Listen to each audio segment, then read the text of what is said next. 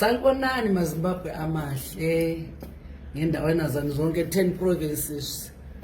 Okhulumayo nguComrade Happiness Banda, omkhulu weMatabele North National Secretary for Mines and Energy.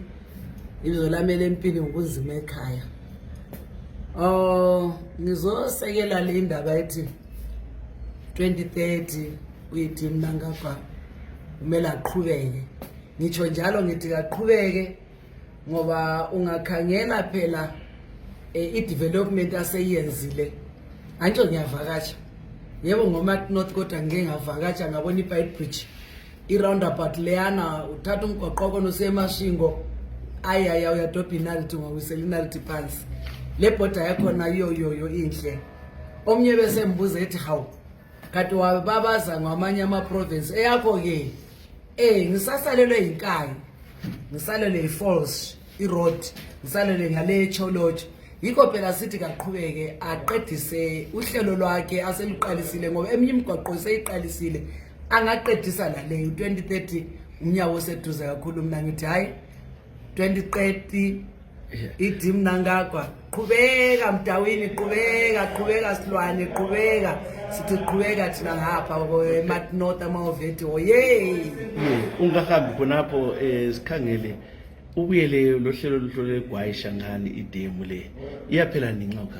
Hayi igwayisha ngani ungayikhangela vele sithi siphela ukuthi nje ngesikhathi uyabona into nxa iqhubeka ikime mela mboni ngenxa obo 2035 2032 konapha nje iminyaka emibili emithathu ibuya ngoba vele sokusethujile.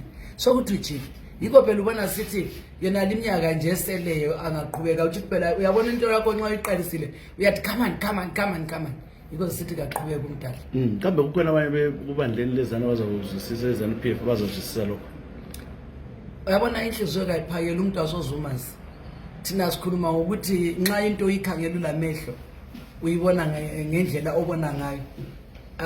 Angazi kodwa mina ngubona kwami ngibona wonke umuntu ekuvumela nje lokho ukuthi kaqhubeke eqedise. Yabona uEzra ungaqalisa indlu yakho usuku window level mana nhle ngiyeke lufulele ngoba ungathi mina ngiyifulele ngizayitshekisa. Ngizama ukutsho njalo ukuthi athi nxa usuqedile qhubeka ngifuna ukubona ukuthi wena indlu yakho usuku window level uyaqedisa. Antsho lokho ikuqedisa iyayiqedisa. Umongameli wethena akafuni ufuna 2 terms ayiphumula. Kumele limncenga phela la ukuthi aqhubeke. Umuntu onjengomDawini umongameli wethu njengomuntu ofundela umthetho ulikhangela ibhuku utsho njalo kodwa phela khona okanje kusuke ebantwini sizahlangana naye sizaxoxa naye.